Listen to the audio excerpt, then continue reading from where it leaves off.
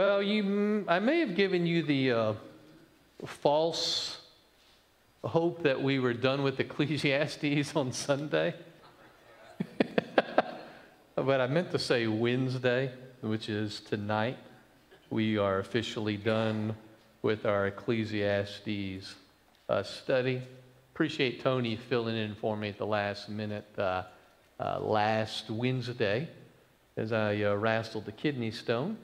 But I'd already had my lesson prepared. And there's some things I really wanted to talk to you about. You know, preaching is one thing, but, preaching doesn't allow for dialogue, at least in our present state and culture. And so I enjoy my dialogue with you about things that I don't get to talk to you about when I'm preaching. So based on what I prepared for last week and then combine it with this week in terms of a summary of Ecclesiastes. Now, some of you like Tom, just labored through this series week after week thinking, when are we going to get to the good stuff? When are we going to hear about Jesus? This is like weighing me down, man. Not his words, but mine. And it occurred to me, and this is a lesson for all of us, what we did with the teacher in Ecclesiastes is what we need to do with people in our lives who are full of despair, disillusioned like the teacher, or frustrated. Our first step is to sit with them and just listen to them.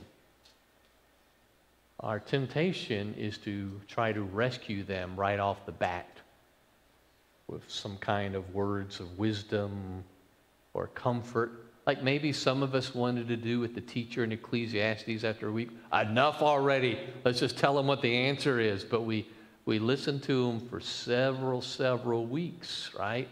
Mourn and wail, complain, be frustrated, and that's good. Sometimes we want to try to relieve another's pain too soon before we've sat with them in their pain and understood their pain. Reminds me of a book I read a few years ago by our professor at Duke Divinity School, a woman in her mid-30s. I forget her name, but I remember the title of the book. She was diagnosed with terminal cancer in her 30s, and immediately, God bless them, right?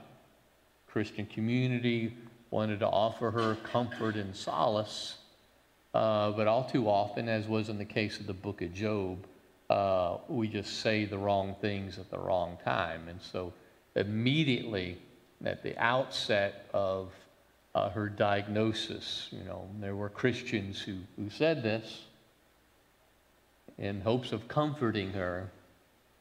Everything happens for a reason.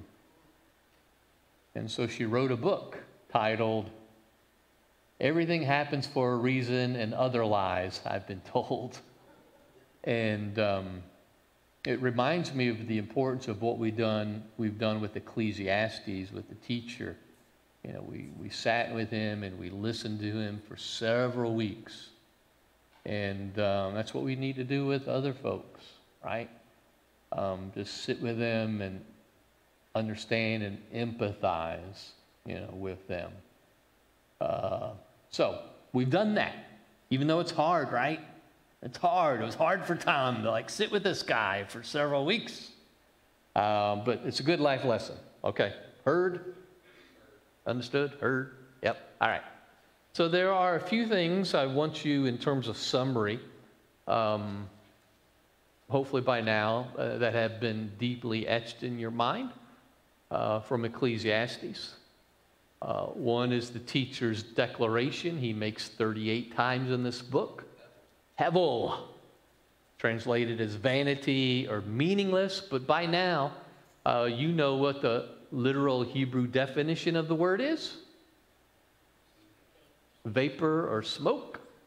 And then you know the two ways in which it has been used contextually to refer to fleeting, like vapor or smoke, or absurdity, like vapor or smoke, which from a distance, smoke looks like something you can hold and hug and hold on to, but it just goes right through you. It doesn't make sense. And so think about Hevel in terms of the fleeting aspect of life. And there's several examples from the book and from our lives. Youth is fleeting. It doesn't last. It's over before you know it. The weekend you live for on Tuesday is over before you know it. Your accomplishment, a graduation, Laney, or a home run on the ball field, is over before you know it. Pleasure, that ice cream cone you thought about all day you were going to eat, after Bible study on Wednesday night, is over before you know it. And then where are you? Right back where you began.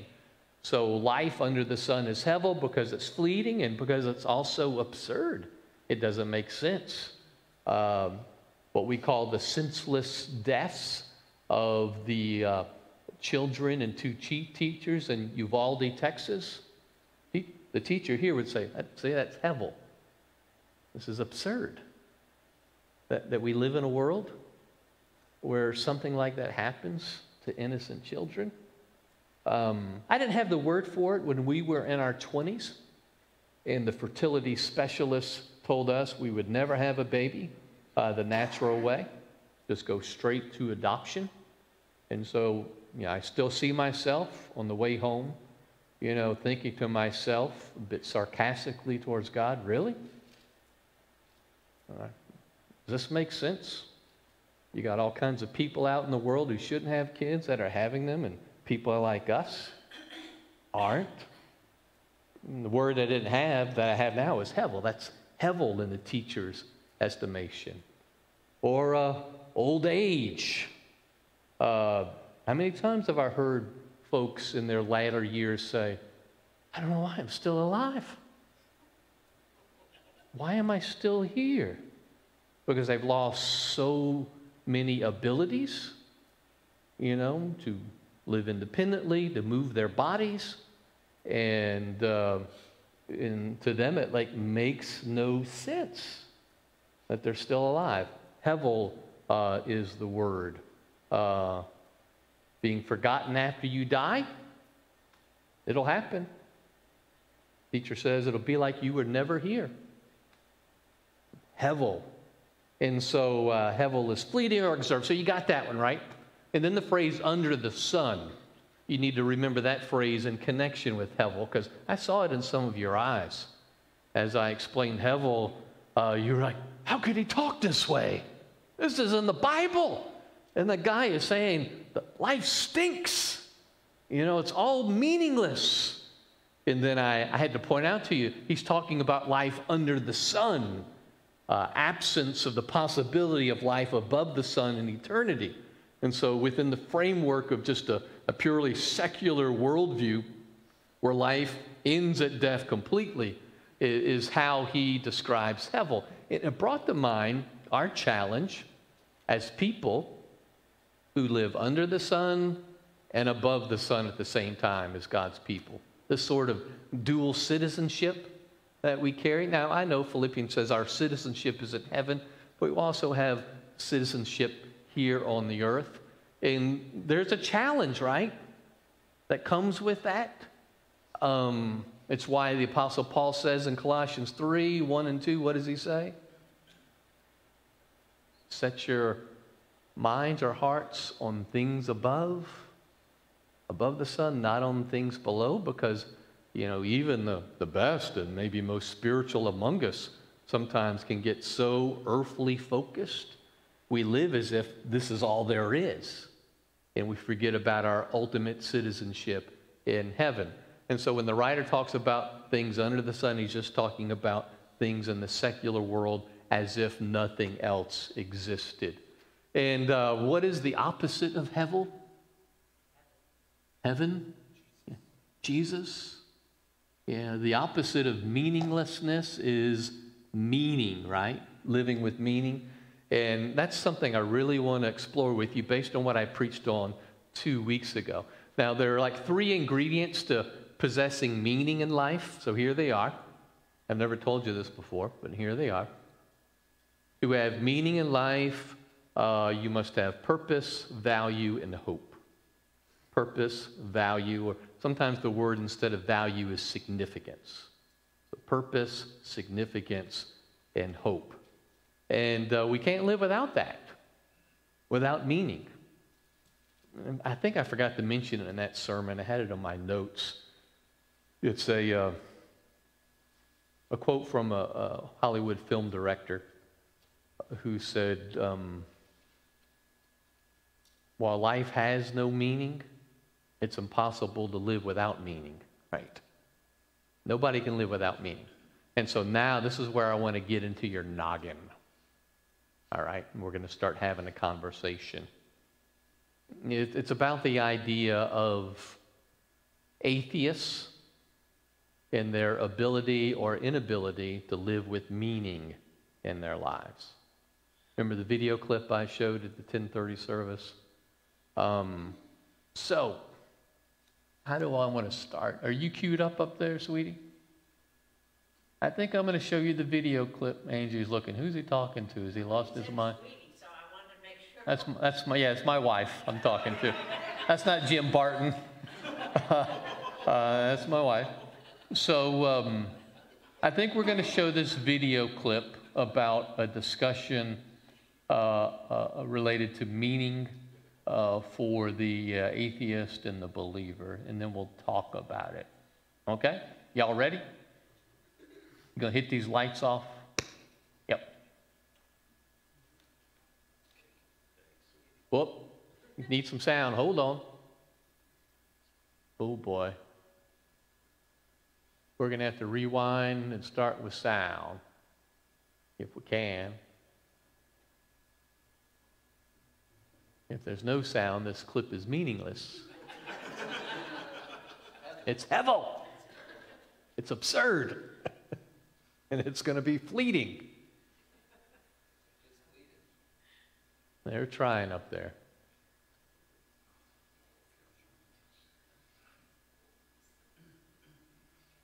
Shall we read lips?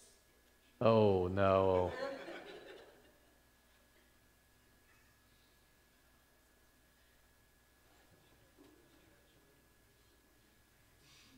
You know, bless their hearts up there. You have no idea how challenging it could be with our system. And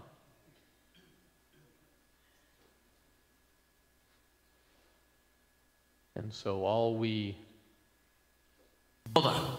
Are you saying that my life has no significance because I don't believe in God? No, not at all. All right, rewind I'm saying it, that let's if roll God it. doesn't... You know, nobody asked me if I wanted to exist. Yeah, one day, boom, there you are. And you think to yourself, why am I here? Well, what do you think? Is there a reason we're here? Do our lives have any real significance? Well, that depends On what? on whether or not God exists. Wait, hold on. Are you saying that my life has no significance because I don't believe in God? No, not at all. I'm saying that if God doesn't exist, it doesn't matter what you believe. Our lives would have no objective meaning, value, or purpose. Many atheists themselves recognize this. If atheism is true, life is absurd. Okay, and why do they think that? To begin with, if God does not exist, then the physical universe is all there is. Which means you and I are just accidental byproducts of nature. Right, so? That means we were not intentionally designed, so there's no purpose for us being here. Whoa. It gets worse. If God does not exist, there is no absolute standard of moral value. You've heard of Richard Dawkins, the atheist. He points out that in a materialistic universe, there is at bottom no design, no purpose, no evil, no good, nothing but pointless indifference. So you're saying atheists can't be good people? No, I'm not saying that. Many atheists live good lives. What I'm saying is, atheism fails to provide an objective basis for saying any particular action is good or evil. Oh, come on. After millions of years of sociobiological evolution, humans have developed a sense of morality. We all know it's good to feed a hungry child and bad to torture someone for fun. Of course we do, but that's precisely what atheism cannot explain. If there's no God, then what we consider right or wrong is nothing more than an accident of evolution or a human social convention. So what? I'm good with that. Really? Evolution implies survival of the fittest, not morality. And social convention means that racism, intolerance, and cruelty are not really wrong. They just happen to be unpopular. Okay, so atheists need to come up with some objective standard for rights and wrongs. How about this? If an action leads to human flourishing, then we can say it's objectively good. And if it doesn't, it's objectively evil. But why think that human flourishing is good? Aren't you being species-centric? Why not refer instead to the flourishing of rats or cabbages? Well, And who gets to decide what contributes to human flourishing? Hitler was convinced killing millions of Jews would promote human flourishing. And Margaret Sanger thought forcing poor people to be sterilized would lead to human flourishing. As Guy Nielsen points out, pure practical reason will not take you to morality. So if atheism is true, there is no legitimate basis for saying that behaving one way is worse than behaving any other way. So it really doesn't matter how you live your life. Your day-to-day choices are meaningless. that's depressing. So if there's no God, what happens when you die? Well, nothing. You simply cease to exist. Right. So one person lives a kind, generous, thoughtful life. Another lives a horrible, violent, selfish life. It doesn't matter. In both cases, the outcome is the same: nothingness. So how can their life choices have any objective meaning? Well, it's certainly meaningful if I discover a cure for cancer or save a child's life. I agree completely. But atheism can't explain why. Scientists predict that eventually the whole universe and mankind with it will die out. So everything comes to nothing. That's why atheist Bertrand Russell says we must build our lives on the firm foundation of despair. No thanks. I'd rather live a happy life. You're not alone. Every atheist has to choose between being happy or being consistent. You can tell the whole world you're an atheist, but you can't really live like one. Okay, so you're a Christian. If your God did exist, how would that change anything? If Christianity is true, then each one of us is here for a reason. And life does not end at the grave. And God, He's the absolute standard of goodness. He knows you, He loves you, and He intentionally created you. So your life ultimately does have objective meaning, value, and purpose. That means you can live a life that's both happy and consistent. Well, that doesn't prove Christianity's true. Agreed. I'm simply pointing out that for Christians, living a life that is both happy and consistent is possible. For atheists, it's not. So what are you going to choose?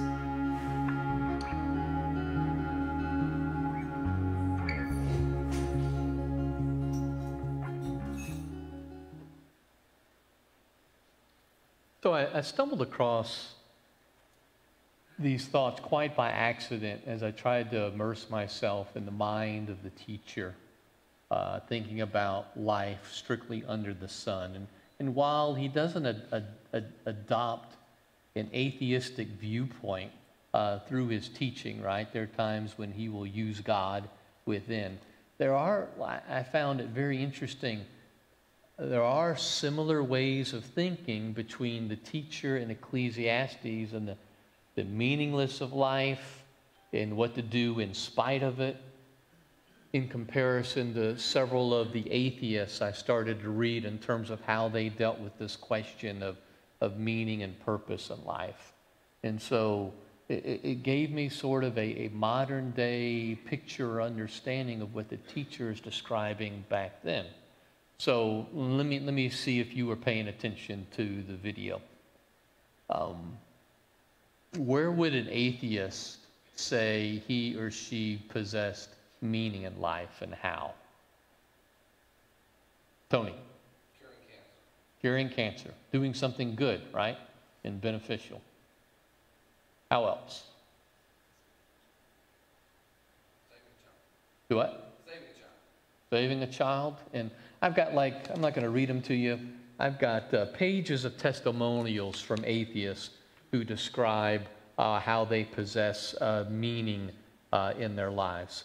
And so basically there's this commonality between all of them, right? Which is this: life has no meaning, so you have to make your own meaning while you're alive. And it could be from anything of curing cancer, or loving your family, or developing a great business. Whatever you find meaningful is your meaning and purpose in life until it ends and becomes nothing, right? And so that sounded like the teacher's advice to his listeners 5 different times in Ecclesiastes after he outlines the meaningless of life. What does he say? What's his recommendation because of it? I know you know. Eat something good. Drink something you enjoy. And enjoy the toil of your work. Yeah, just find some satisfaction in work. Just like do something you enjoy, and that's about as good as you can do. I'll take you to Ecclesiastes chapter 9. It's probably my favorite of the 5 different examples of, making your own meaning in this meaningless life, because that's sort of what the teacher is saying, right? Under the sun, there's no meaning, so you just make your own meaning. And in the one in chapter 9, verse 7 through 10, I find sort of amusing in some way. He says, go eat your food with gladness, drink your wine with a joyful heart. Verse 8, always be clothed in white and always anoint your head with oil. Do you remember what that one means? I mentioned in my sermon 2 weeks ago. Always be clothed in white and always anoint your head with oil. Sounds weird, right, to us? What does that mean? That means, for us and our way of thinking, put on your best clothes or break out the fine china. Live today like it's your last day. So treat it like a celebration. That's how you should live every day. And then verse 9, this is what makes me giggle. Enjoy life with your wife, whom you love, all the days of this meaningless life that God has given you under the sun, all of your meaningless days. So you're like, all right, and enjoy the love of your life, but it doesn't mean you have meaning or purpose in life. It's just how you get through the day, right? Have good relationships. That's how some people find meaning in life while they don't believe in God. For this is your lot in life, and in your toilsome labor under the sun. Verse 10, whatever your hand finds to do, do it with all your might, for in the grave where you're going, there's none of this. You're dead, you're dead, you're dead, and it's all over. And so you can see, are you seeing the parallels between the atheist's way of thinking about this conversation of meaning and purpose, and how, at least in his head, under the sun, there's some striking parallels, right? I mentioned Sam Harris, one of the new atheists. You know what a new atheist is? You don't know what a new atheist is? New atheists are men and women who are evangelical in converting the world to atheism. There are what are called 4 horsemen of new atheism. There's Sam Harris. There's Christopher Hitchens. He passed away a couple years ago. There's Richard Dawkins, and the 4th guy I always forget. But they're like evangelical in converting you to atheism because they think that's the best thing that could happen in the world, is to not believe in God. We can finally get down to making this world a good world, and so they're going to try to convert you to atheism. And one of them, Sam Harris, in talking about meaning in life, says for the atheist, it's simple. It's 3 letters. Now. That's your meaning. Now. And enjoying your life now, in the moment. because you're going to die and you're going to cease to exist. So you better enjoy life now. And that's sort of similar to some of the things the teacher says here. Enjoy your life. If this is all there is, enjoy your life now, because you're going to the grave. Everybody's going to forget you ever lived, and you'll cease to exist. I'm looking at you, and I'm thinking maybe you don't find this conversation as fascinating as I do. So I'm going to open it up, see if you have any questions or comments. Chris? Just you were thinking about the idea of why is there such a that good things happen in this case for an atheist. They find a good way to get through life. Mm-hmm. And it's really just a testament to God's grace and mercy because he's waiting for people to repent. If you don't have something, you will go crazy. Mm-hmm. You will not function. So it's just patience on God will allow some to work through this. Because life will teach you that the wrong way doesn't work, even if you believe it. Yeah. And so it's just, again, it's just God says he's so good to just let people prosper Yeah. and think that they've got something figured out until they find out that it's just a cul-de-sac. Yeah. It doesn't. Round and around and around. Yeah, what you said reminds me of what the atheist, I think it was a Pulitzer Prize winner, David Foster Wallace. He was given a commencement exercise at college, and he said something that really upset the atheistic community when he said, everyone worships something. So if you don't worship God, you do worship something. It could be a person or a pleasure, but it's like we can't live without God because we've been designed by God. But if we don't believe in God, we have to make something or someone else God just to get through life, right?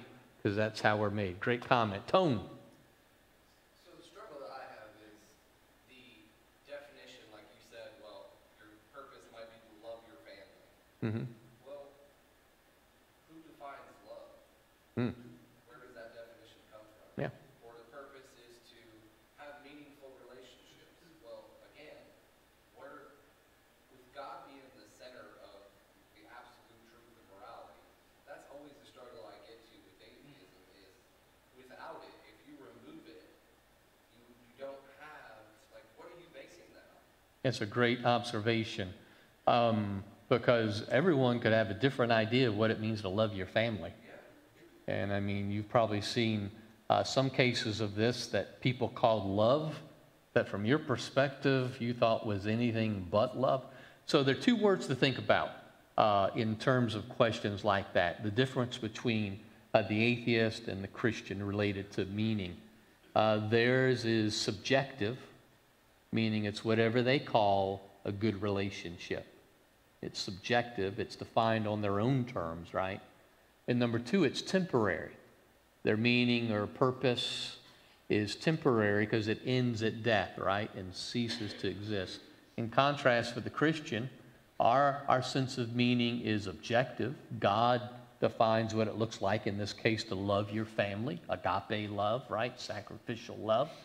And our purpose is eternal because it exists past the grave into all of eternity. So those are your two words, subjective and temporary, objective and permanent. Tony? Okay, so I watched a case study during my time in law enforcement where a teenage boy shot his stepmother and all of his siblings because he believed, I mean, obviously stuff going on, but he believed that he was doing the right thing for them. Mm-hmm. And that's where I struggle with, like, when you get into, now, everybody in this room would say, that's terrible, but where you cannot develop your own sense of right and wrong. Mm-hmm. Because the problem is that your sense of right and wrong doesn't have anything to go back to base it on. Yes. Which then goes back to if you talk about being meaningless, as you dive into all of these things, whether it's work, whether it's whatever they worship, Mm-hmm. it easily falls apart and crumbles because, yeah, okay, it's temporary, but it's still their life. I think you may be hitting on one of my theories in terms of why society in the last several decades have increase their experience of depression, mental illness, despair, loneliness, because we have shifted from a culture that believed in absolute truth to now this postmodern way of thinking where there's no such thing as absolute truth. It's self-defined by the individual. So there's like no anchor for the soul. Right. We're just like floating all around. And like Chris said, you can live that way, but eventually you'll pay the price for living that way. And you might just choose to go around in the circle of the cul-de-sac over and over again, which is how some people live. But you never get anywhere. So, yeah, I think that's one of the reasons why there's such great despair. Like we read in The Teacher, this great despair. Like you want to get this guy to see a therapist, or introduce him to Jesus even better. And that's what our world needs. Do you think that the world of social media feeds that idea of despair? Because, like, there's a documentary I'm sure a lot of people have seen called The Social Experiment, and what they did was they focused on that dopamine hit, the instant gratification of dopamine. Mm-hmm. And then without it, obviously, if you remove that, now you have these things such as higher likes and depression, things like that, Mm-hmm. because of what I call keyboard warriors. Mm-hmm. This whole new environment exists through a screen. Yeah. That's not face to face. I mean, there are things that people would never say to you face to face. Yeah. But you put them on a keyboard, and they'll say there's no. I think all media, including social media, is a great contributor. It's the main diet of people today. It's what they eat, and we are what we eat. And so I think there's grand design that feeds this culture of despair, misery, animosity, hatred. Good. Somebody else. Mr. Tom. What you said about atheists saying they live they live now, you have to feel sorry for them because they believe in the theory of evolution, and they've got to say to themselves, well, humankind started by a tiny cell of protoplasm washing up on a beach somewhere, Mm-hmm. and when there's no life after this. Yeah. So they came from nothing and they're going nowhere. All of life is an accident. Yeah, so they're to be pitied. Reminds me, 2 weeks ago I showed the conversation between atheist Richard Dawkins and actor Ricky Gervais. Now, Richard Dawkins, one of the new atheists. This is not the right way to say because it sounds mean, talking out of both sides of your mouth. But you've heard in this clip Richard Dawkins say, there's nothing but indifference in the world because there's no design, no purpose. But in his conversation with Gervais, he says, I live with meaning and purpose in my life. My purpose is to understand this world as it is. And so in one sense, the atheist has to be honest. There is no meaning or purpose. Yeah, that's what they say, right? Then on the other hand, say, but I do have meaning and purpose. You see the difference? Because even though you think this way, you can't live this way. Good. Somebody else. Anybody else about this conversation? I got a couple more. Tom. Well, Rabbi Zechariah, we know, fell from grace. Yes. I saw him at Camp of Woods up in a great speaker. Obviously, he fell from grace, but he gave a conference one time, and Richard Dawkins was there. At the end, Richard Dawkins challenged Rabbi Zechariah about, well, there's so many Christians couldn't even explain the Gospels or the Acts or any of the letters. Why are you giving Christians so much credit? And of course, Rabbi Zechariah challenged Richard Dawkins and said, well, you believe in the theory of evolution. What's the actual title? Yeah.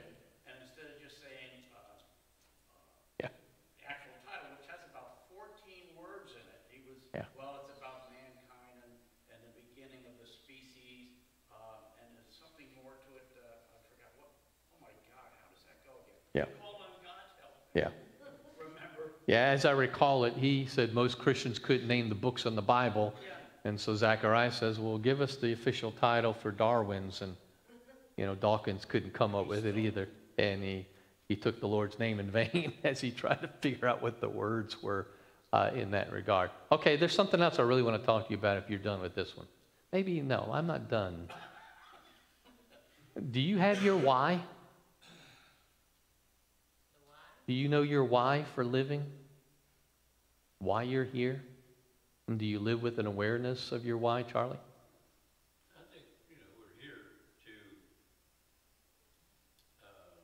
serve others, Mm-hmm. to be examples of how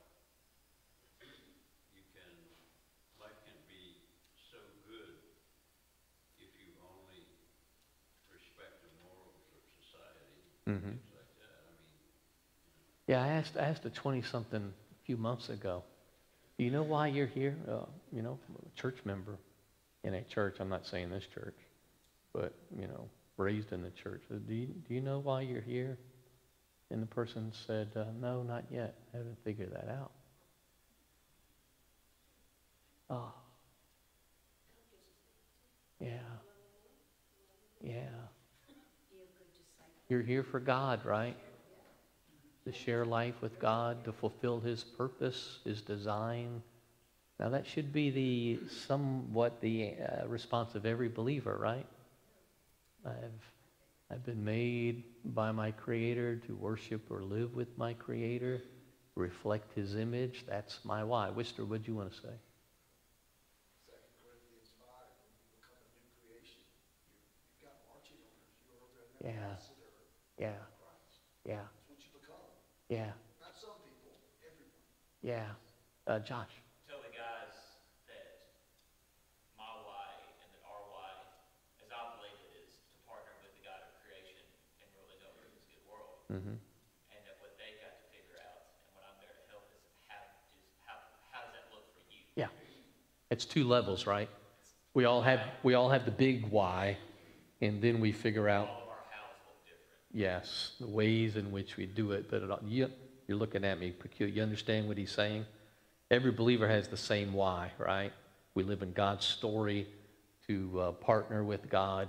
But then there are a variety of ways in which to do that in terms of occupations, in terms of relationships.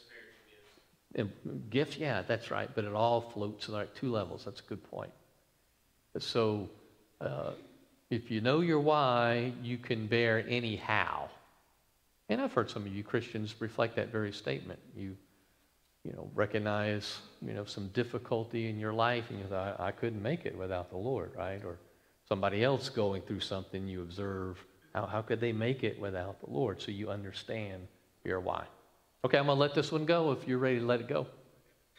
You good? You're getting to the good part, right? This in the good part? Okay, the thing I preached on 2 weeks ago from Ecclesiastes 9, I really wanted to get your thoughts about was if you believed in luck or chance. There's that statement in Ecclesiastes 9:11. I've seen something else under the sun. The race is not to the swift or the battle to the strong, nor does food come to the wise or wealth to the brilliant or favor to the learned, but time and chance happen to them all. You believe in time? You believe in time. You believe in chance? That some things are just random? Tom? 57 years ago, Angie took a chance on me. Now I'm happy. Give her a lot of credit I forgot. Okay, all right. We'll play with that one in a minute. Wister? I say God leaves room for chance. God leaves room for chance. Okay, you know what I'm getting at here?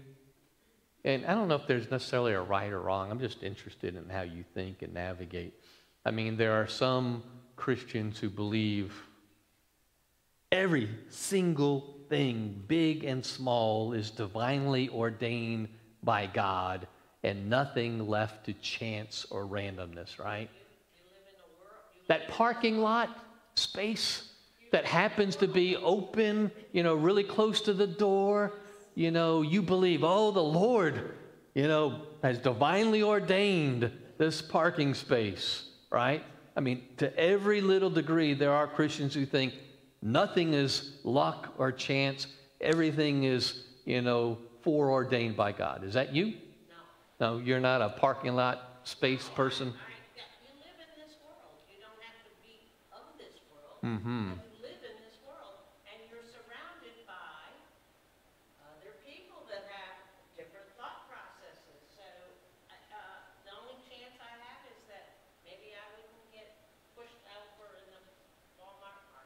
Okay, so let me just ask you then, Miss Angie. Do you believe she's not scared of me at all, man? She's just ready to, like, you picked that up too, Chris? She's like, yeah. My mother's Italian. Like Angie. I think we talked about this one night. Do you believe some things in your life were like foreordained and determined by God to happen? I believe that, yes. In fact, Tom told you that this was a depressing book. I didn't believe that. Because when I look backwards on my life, I see all the things that were already made for me before I knew it. That you believe, not luck or chance, but like God had positioned. Plus, my grandmother said to me one time, she said, it's all written in the book. And I thought, what's she talking about? And there you go. But really, Tom and I had this discussion, and then he said to you, when are you going to get to the good part? Yeah. Okay, so we have one extreme in the Christian community, people who believe everything is determined by God ahead. Like, if I stub my toe against this piece of wood, God's trying to tell me something, you know, he made that happen. The other extreme in the Christian community is like, you know, God hasn't ordained anything. It's all just random free will, you know, up to us. We got any people like that? Okay. Are you over here or like in the middle? Okay. Where are you, Ken? He's in the middle. Andy, what do you got? So, I'm not sure if I'm on a side or not in this argument. And we're not arguing, we're conversing. But what I think is everything is ordained and set by God. Our reaction to it is chance. Mm-hmm. You have the free will to react any way you want to. Mm-hmm. If you stub your toe in the bedroom in the middle of the night and don't curse, well, you react appropriately. Mm. You're like me and flip the table over, get in the bed and start yelling when Mm-hmm. you're outside. Okay. That's not the proper reaction. I think God does put obstacles in our way, and it puts good fortune in our way. And that parking space you're speaking of, Mm-hmm. you're supposed to take that space or leave it for someone who may actually need to park. Yeah. You know, Yeah. I think it's all there by God, but our reaction to it is Interesting. based on us. Good. Joshua, and then Tony. Going off of what Andy said, we were talking about the two poles, right? Mhm. You know, where on one side you've got, you know, this is all free will, and it's all free will, then why do we pray? Mm-hmm. But then on the other side of it, you've got the Lord as some like chess player up in the sky, and it doesn't matter. He's always moving the pieces, so it doesn't matter. And that there's some, Andy just described it perfectly. It's that we have this free will because of this partnership that he wants with us, and that you just see consistently in what I always come back to through the biblical story is, I think of the Exodus, and I think of Pharaoh. And it's like, the Lord has a purpose that he wants to have accomplished, and the times that he gives this great king, like, Mhm. work with me here. And Mm-hmm. just the connectivity of you can partner with me, and that can lead to life and flourishing, not only for you, but for Israel. I will bless those who bless you, I will curse those who curse you. Mm-hmm. But yet, he chooses not to do that. And yet there are consequences when you cut yourself off from the God of life, and what you get, he accelerates the decreation and the death that happens when you cut yourself off. Mm-hmm. And I don't think, speaking humanly, I don't think the Lord woke up this morning and says, I'm going to axe this nation. Mm-hmm. But he invites them into participation. And it's almost like, for me, it's football players, for y'all, it's kids, pets, whatever. You have a purpose. You can work with me, you can work against me, you can do this the hard way or the easy way, but yet my purpose will still be fulfilled by the end. Yeah. Yeah. So I'm thinking about that story in 2 Chronicles where God says to his angelic world, who's gonna deceive Ahab and incite him to battle? Because we got to bring that puppy to a close, right? And so he is orchestrating, in that case, the chess pieces, right, that make what he needs or wants to happen. That's a great example of the sovereignty of God. But that God does that in that occasion doesn't mean that God does that in every occasion, in every happening with every nation, right? For me, there's room for both. There are times where God divinely foreordains and orchestrates some things, and there are times when he allows his law of nature to kind of manifest and We just happened to luck up on a good parking spot, but not because God was like moving the chess pieces, you know, to get us that spot. Tony. So I guess the easiest way for me to understand it, because I've always tried to, I mean, this is something that I've wrestled with for years, is I guess I always see it as, you know, God's plan is perfect. We mess it up. Mhm. So for each of our lives, God, I mean, the Bible does say that God created us for a purpose and predestined a plan for us. So for me, that's a straight line, right? Mhm. We choose to walk that straight line. But for me, the crossroads or chance, whatever you want to call it, I call them opportunities. Yeah. That we wander off that path on our own free will, Mhm. and at some point we'll reconnect to that center line or cross it anyway. Mhm. Have an opportunity. That God constantly provides opportunities, and for me, that's backed up in the Bible 10 times over. I mean, you look at how Samuel got to the temple. You know, Mhm. look at the mess of life that was Elkanah and his 2 wives. I mean, if you just look at what God wanted from Samuel and how he got there, it's kind of a hot mess. Yeah. And there's plenty of stories in the Bible through Judges and all of those opportunities where it's a hot mess. Yeah. But ultimately, if you, I mean, as the reader, if you read from beginning to end, you can kind of see that, hey, the plan, if the straight line was there and everybody walked that straight line, it would be awesome. It's a great example you remind me of in the Joseph narrative in Genesis 50, where at the end of the story, Joseph tells his brothers, guys, don't sweat this or feel bad about all the gnarly things you did to me, because I see that God did it to bring me here, right, in order to save, you know, our family. And that apparently wasn't something that Joseph lived with an awareness of as it was happening, right? And so I'm just going to ruin this conversation by echoing what Andy said, which, like, at the end of the day, it probably doesn't matter much whether you feel like you're on this extreme or that extreme, but wherever you are, it's responding in the way of a Jesus follower to it, right? Whether you believe it was just a random accident that occurred in your life, or whether you believed it was like God ordained that you had that car accident, you know, either way, our purpose, right, is to respond in a Christ-like way to our environment and surroundings. The other reason why I wanted to have this conversation is to keep Christians from saying more than they should say to people in terms of why things are happening the way they're happening.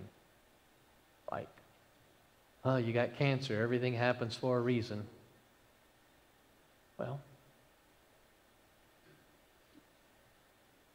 the reason may be something far removed from that. It may be, now my reason is how I live this story out with cancer. But to say you had cancer because of a God ordained, you know, I think it's probably saying more than we should say. We should kind of live with this humility in terms of navigating that. So, yeah, I'm a guy who believes there's chance and randomness in the world, and sometimes I'm just a victim of it, you know, in God's natural law. And sometimes I believe, I see the work of God here in terms of this circumstance and situation, you know, and what's going on. Final comments or questions about this conversation? Time and chance. Tom. Well, what if, like, I thought about all of our wars. Let's just go to the Revolutionary War, First War. Well, all these people left England, they wanted freedom of religion, freedom of press, freedom of speech. A lot of them wanted freedom of religion. Mm-hmm. Okay? I'm sure a lot of them prayed and asked God to help them succeed by breaking away from Mother England and setting up colonies here. Some of them probably didn't pray. So was that also chance and God's intervention? Could it have been both? Mm-hmm. I'm asking, could it have been both? Yes. Okay. Yes. And since we weren't invited in the boardroom of the Lord, we can't say much more than that, right? Unless God whispered, hey, I did this exactly this way. Again, that's the humility that we have to live with, you know. As the old hymn goes, farther along, we'll know all about it. Farther along, we'll understand why. Charlie and then Pam. I don't know if I'm thinking about this right or not, but don't we at one point have to bring Satan into the equation? Yes. I mean, you know. There are things like in the book of Job, God doesn't do, but he allows Satan to do, right? And yes, I think that's an important part of the equation as well. Whether it's, Satan actively doing something or us responding to what Satan might want to bring about after it's happened, right? You have to factor both of those equations in. Probably as you've walked in the Spirit for a good while now, you probably have at least sometimes this recognition, and as it is happening, I see the work of Satan in this right now. Sometimes we see it later, but sometimes, you see it and you factor that in, right? Yes, Pamela. If you're going to take an either-or stance, you have to do it across the board. Yeah, For everything. to be consistent. And we can't do that. We can't say, God is the reason all those kids were killed in Texas. Yeah, God is the reason that hurricane came through or that tornado came through and Yeah. destroyed everything. Because then we're blaming God. We're blaspheming. Yeah. Blaming him for something that's not good according to his word. yeah, And God, all good things come from God, not evil, not destruction, as in yes, the destruction comes under the sun. yeah. That's why I always get nervous when, especially a Christian leader somewhere, after something has happened in Uvalde or somewhere, in their mind, perfectly describing what God is up to as if they were in the boardroom. And it causes more pain often than help. Joshua, and we'll move on. A good just connection with Ecclesiastes as a whole, because we've been mentioning the suffering. Is it from God? Is it from the Satan character from the scriptures? And when you think about it, when we're talking about the Job story, Job never finds out. Mm-hmm. Why? He never finds out why. He never figures out, is this God doing Who? this? Is this, Right. as far as the text goes, Mhm. he does not know.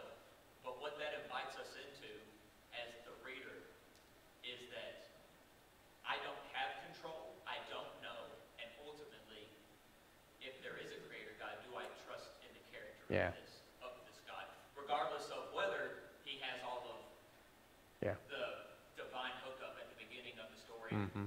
and all the suffering he goes through there in the direction of it, is that do I trust in the character of this God? I find as we mature in Christ, our why questions diminish in their asking, why did this happen? Why did this happen? I used to ask that a lot when I was younger.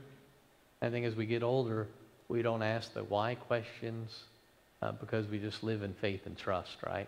And I don't need to know why. I've got my mission or purpose, right, in whatever circumstance, and that's enough. Okay, the last topic, a bit of a downer too, Tom. Okay, so there are three major reasons why the teacher says life under the sun is meaningless. Time, we're always running out. Chance, just because you're the fastest doesn't mean you're going to win the race. Just because you're smartest doesn't mean you're going to be head of the class, right? That's what he says. I mean, it doesn't work the way we think it should work, right? So time and chance make life under the sun meaningless. And the third one is what? Death. I want to talk about death. Very briefly. Anything about death that scares you? How it happens. Not that it happens, but how it happens. In terms of how I might suffer. I think a lot of us share that concern. Who was it I was talking to the other day? So I've just been praying. I'll just go to sleep and just die in my sleep. That's like everybody's dream, I think, at some point, in life, that's just the way I will go. Because I think it kind of connects, to that fear of how it might happen. Might I live with Alzheimer's for 10 years and not know who I am? All kinds of different scenarios that kind of scare us in terms of how it happens. How does remembering that you are going to die make life meaningful? Young people, Bree and Laney and Caleb, Ian. The thought probably doesn't occur to you very often, does it? I'm going to die. It will in time. get to be like this guy's age right here, you know, passes. Because we sort of, when we're younger, right, there are a lot of things happening as we, do you start thinking about when you might die at some point? What were you going to say?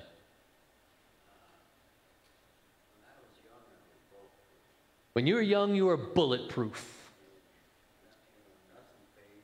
Yeah. What are you now? Bullet-ridden? Got a lot of holes here. Yeah. Yeah. Yeah. Maynard, what were you going to say? There's two choices in this life, heaven or hell. Mm-hmm. We prepare now, knowing we're going to die, Yeah. but we have nothing to do with it. Yeah. So there's more, young people, there's more of a savvy way of dealing with the end besides just death, right? It comes from a Stephen Covey book years ago, 7 Habits of Highly Effective People. It can apply to a lot of life, not just death, which is, you know, begin with the end in mind. And so there's always going to be an end. So you think about that, and then you start your framework and decision making, you know, with that big picture. Instead of living in the small picture, I'm just going to college, you know, I'm a freshman, or, you know, I'm almost done with college and career, or, you know, we often live in the small pictures of life. And so the Jesus follower lives in the big picture, right, of life, that there is an end. So I make my decisions now with that in mind. And that could be as simple as, you know, I'm going to die one day. I better take advantage of this opportunity to take my family on vacation now. I'm going to die one day. You know, I better, you know, look at that bucket list again, you know, and think about something that's really seizing the opportunity as Scripture, you know, counsels. And I think the older we get, the more we start living that way, right? That time is running out, so take advantage of the opportunity now. Angie? I'm just going to tell you that Tom and I talked about, I would like to die before him. You would like to die before him? I would. How come? Well, because I think he can do all right by himself. I do. And you couldn't? Oh, no, I know I could do all right by myself. Okay. You just want to win? Is that what this is about? You can't beat him in cards sometimes or pickleball, but you want to beat him in death? You know what? It's a matter of we've been together for so long. True. Keep going. Keep going. We've been together so long that I would be so broken and hurt. I'd be happy for him if he died first, but I would be sad for me. So I don't know. I think I want to make him sad. I swear it. Well, you want him to live with the heartbreak instead of you.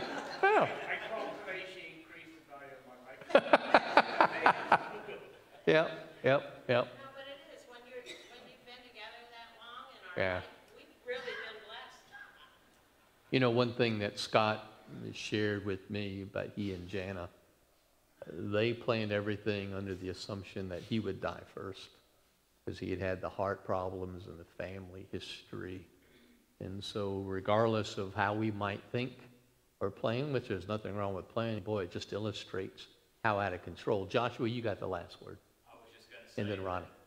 in a world where death is unavoidable, once you accept the fact that you're not making it out alive, each moment that you get is a gift. Mm. And that means that traffic on 501, when you've got a loud car blaring behind you, you have a massive headache, that is a gift from God.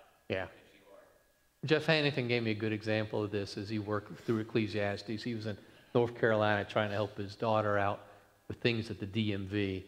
And he had to go to 5 or 6 different ones because one wasn't closed. And then he had to wait 2 hours. And he said, I remember Ecclesiastes. It was like I could sit here and be miserable and frustrated, right, and complain, or I could just enjoy the moment, like live in the moment. One of the good takeaways from the book of Ecclesiastes in terms of related to death, yeah. Savor the moment. Okay, really, honestly, Ronnie, you have the last word. This may be a senior moment, but I remember hearing that when Janet was diagnosed, she said something to you about, I would like to know Yeah, she and Scott sat in my office, and she said, I've always wanted to go home. So, like, I'm boo-hooing, you know, when I hear the news. But, yeah, always wanted to go home. And, yeah. Let's close in prayer. Lord God, thank you for these people who hunger and thirst for righteousness, who love the company of Christians and the wisdom of your word. We thank you for our time in Ecclesiastes and the wisdom that you have imparted to us through these recorded words. And God, we pray now as we take these words that we not forget them, but we live in the wisdom that reminds us to fear you and keep your commandments, to experience wholeness. And so, God, may we live as faithful followers of Jesus this night and this hour to be whole. This is our prayer in Jesus' name. Amen. Thanks, everybody.